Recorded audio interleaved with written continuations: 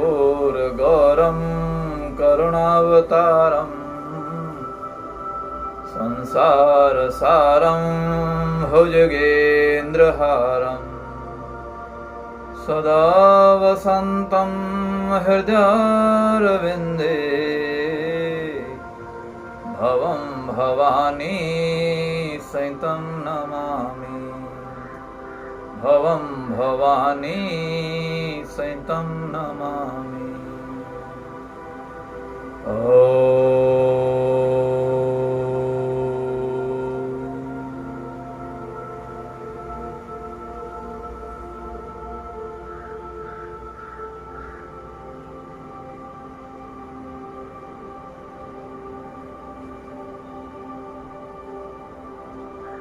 बड़े मनोभाव से श्रद्धापूर्वक ध्यान मग्न होकर के किसी भी सुखपूर्व आसन में बैठ जाएं। सिद्धासन, पद्मासन, वज्रासन, सुखासन, कोई भी।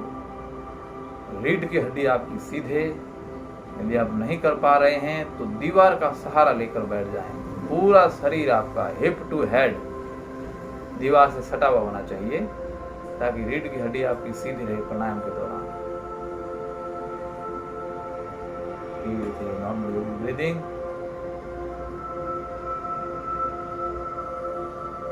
हमने पिछले वीडियो में नाड़ी शोधन प्राणायाम के बारे में कंप्लीट जानकारी दी थी, करके दिखाया था, उसके एडवांस स्टेज पर नाड़ी शोधन प्राणायाम 1, 2, 3 3 वीडियो अपलोड किए गए हैं।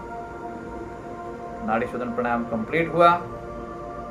आज हम नाड़ी शोधन प्राणायाम का एक क्विक डेमो, जो पिछले बार हमने वीडियो में देखा, करते हुए कुछ नाड़ी शोधन प्राणायाम के डेली लाइफ में क्या महत्व है, जो हम लगभग अनजाने से रहते हैं और हमारे डेली लाइफ का एक पार्ट है, उसके बारे में थोड़ा डिस्कस करेंगे।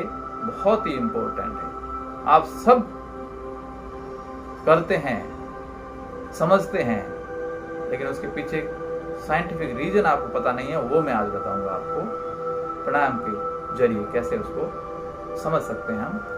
और दूसरा टॉपिक आप लेंगे हम, दूसरा प्राणायाम उज्जाई प्राणायाम, जिसको विक्ट्री ब्रीदिंग बोलते हैं, उसको करेंगे। चलिए, नाड़ी शोधन प्राणायाम का एक क्विक डेमो एडवांस स्टेज का।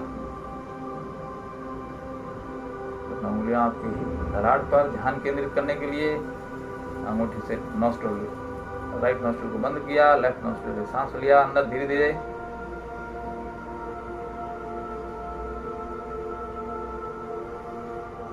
होल्ड,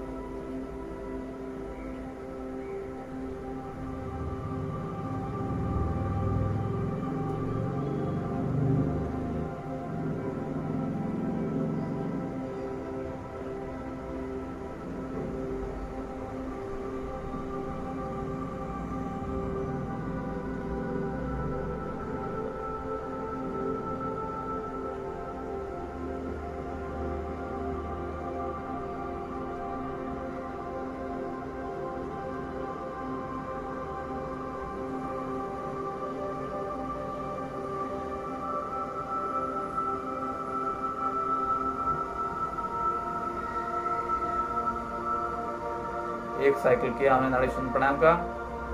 नाड़ी शोधन प्राणायाम का डिटेल में यहाँ नहीं बता रहा हूँ, ऑलरेडी मैं बता चुका हूँ 3 वीडियो में। यदि आपको देखना है, समझना है, तो मेरा YouTube चैनल है सेहत हेल्थ बाय जेडी, उसमें जाएं, जहाँ पर नाड़ी शोधन प्राणायाम की 3 वीडियो है, 1, 2, 3। नाड़ी शोधन प्राणायाम 1, 2, 3 अपलोड किया गया, उसको देखें।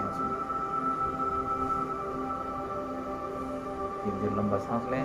जैसे जैसे आप सांस अंदर लेते हैं, इनहेलेशन करते हैं, ये रियलाइज करें कि मेरे अंदर संसार की सारी पॉजिटिविटी, सारे पॉजिटिव विचार, सकारात्मकता, पॉजिटिव एनर्जी, अच्छे विचार शरीर के अंदर आ रहे हैं, आपके दिमाग के अंदर आ रहे हैं।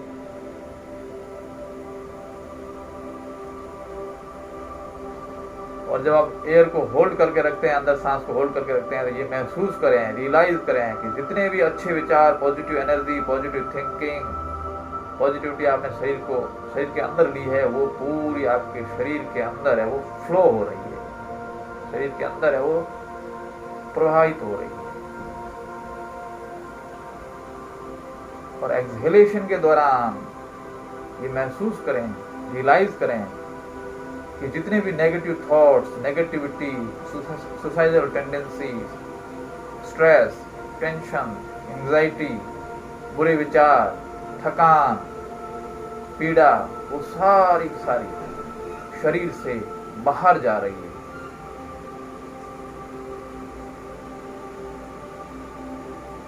और आपका शरीर full of positivity, full of positive thoughts, freshness और पूरी तरह से एक्टिव हो।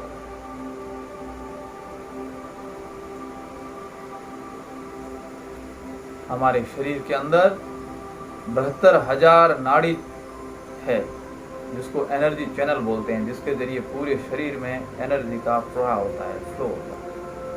इसको आप यूं समझें कि जिस तरह से एक वाईफाई के जरिए अलग अलग इक्विपमेंट में इंटरनेट की सप्लाई होती है, नेटवर्क की सप्लाई होती है, ठीक वैसे ही हमारे शरीर में नाड़ी के जरिए एनर्जी का फ्लो होता है, सप्लाई होती है। यानी कि नाड़ी का कोई फिजिकल एग्जिस्टेंस नहीं है, ये वाईफाई की तरह शरीर के अंदर वायरलेस सिस्टम है।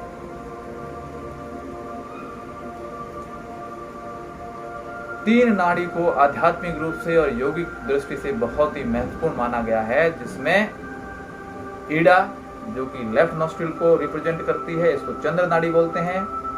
पिंगला, जो राइट नॉस्ट्रिल को रिप्रेजेंट करती है, इसको सूर्य नाड़ी भी बोलते हैं। और उन दोनों के बीच की नाड़ी है सुषुम्ना, इसको गंगा, यमुना, सरस्वती भी बोलते हैं। और इनका लोकेशन है, शुरू होती है ये बिल्कुल मूलाधार चक्र, जो एकदम हिप रीजन में है, उससे होते हुए सहस्त्रार चक्र तक आती है, यानी मस्तिष्क तक आती है। रीढ़ की हड्डी पर ये तीनों नाड़ियां मौजूद है। सुषुम्ना नाड़ी को देवपथ भी बोलते हैं, और इसके ऊपर शरीर के अंदर जो 7 चक्र है वो मौजूद होते हैं।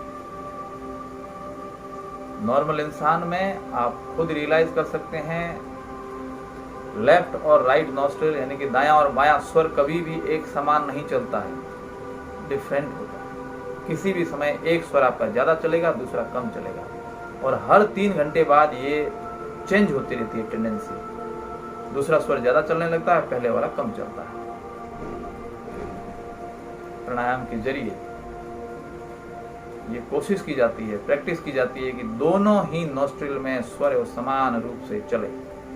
और जब दोनों नॉस्ट्रिल में स्वर समान रूप से चलने लगते हैं, तभी उस कंडीशन में सुषुम्ना नाड़ी के अंदर से भी स्वर चलने लगता है, और उससे सुषुम्ना नाड़ी के ऊपर जो चक्र है वो जागृत होने लगते हैं, एक्टिवेट होने लगते हैं, और उसको हम बोलते हैं कुंडलिनी का जागृत होना। उस समय व्यक्ति है वो सांसारिकता से आध्यात्मिकता की ओर बढ़ता है, उसका ज्ञान बढ़ता है, कंसंट्रेशन पावर बढ़ती है, वो अंतर्मुखी ज्यादा होता है, वो अध्यात्म से, अपने आराध्य से, परमात्मा से कनेक्ट होता है, अपने आप से वो कनेक्ट होता है, सांसारिक जीवन से वो दूर होता है, और सिर्फ उसकी भक्ति परमात्मा के प्रति, भगवान के प्रति श्रद्धा बढ़ती है। ये एक एडवांस स्टेज है प्राणायाम योगा की, जो प्रैक्टिस के जरिए ही पॉसिबल हो सकती है। आम इंसान में ये संभव नहीं है। हमारा कोशिश सिर्फ ये है कि प्राणायाम के जरिए दोनों नाड़ियों के अंदर के स्वर जो चलते हैं उनको वो संतुलित करें कुछ समय के लिए, जिससे शरीर के अंदर है वो एनर्जी का समान रूप से फ्लो हो, और वो बॉडी है वो हमारा चुस्त दुरुस्त और तंदुरुस्त रहे, स्वस्थ रहे, किसी भी प्रकार का विकार उत्पन्न ना हो। हमारी कोशिश इतनी ही है।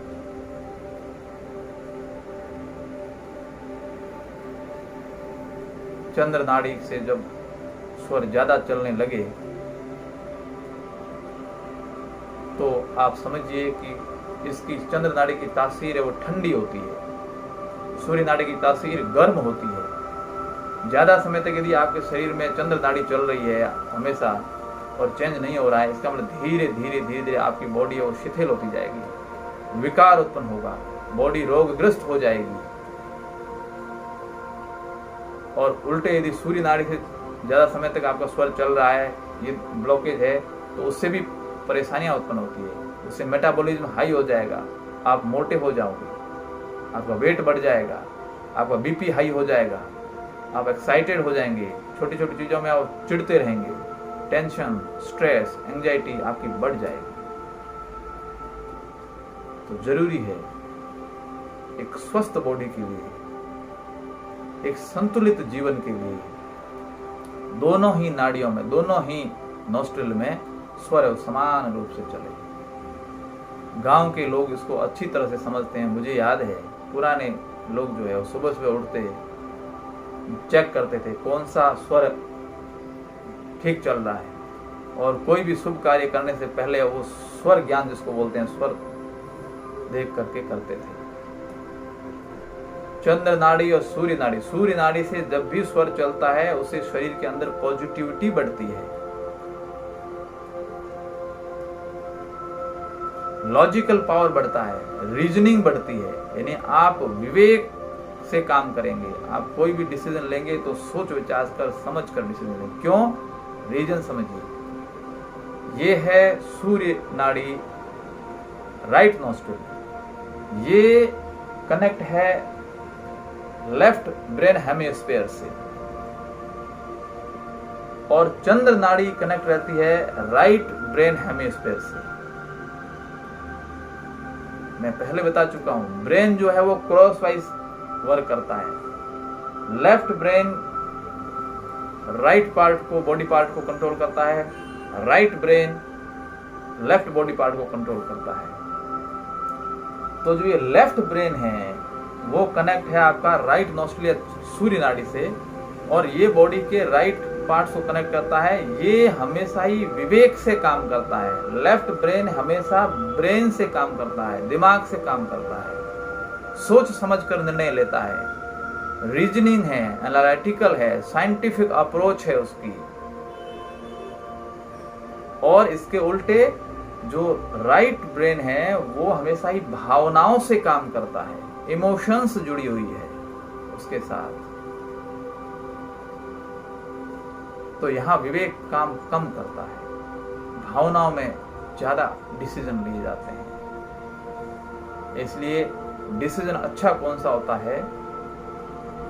जब हम पॉजिटिविटी से फुल हो, सोच समझ कर निर्णय लें, विवेक से निर्णय लें, भला बुरा, नेगेटिव पॉजिटिव, लाभ हानि, उसके क्या परिणाम होंगे उनको देखते हुए हम निर्णय लें। इसलिए हमेशा ये हो, जब सूर्य नाड़ी ठीक से चल रही होती है तभी हम कुछ अच्छा काम करते हैं, शुभ माना जाता है। क्यों?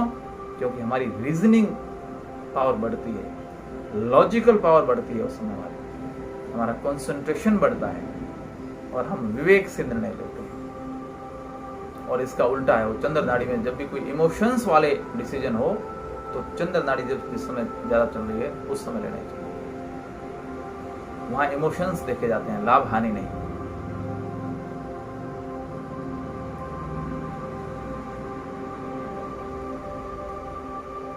इसलिए प्राणायाम के जरिए चंद्र नाड़ी और सूर्य नाड़ी को संतुलित किया जाता है ताकि उन दोनों में से स्वर समान रूप से चलते रहें।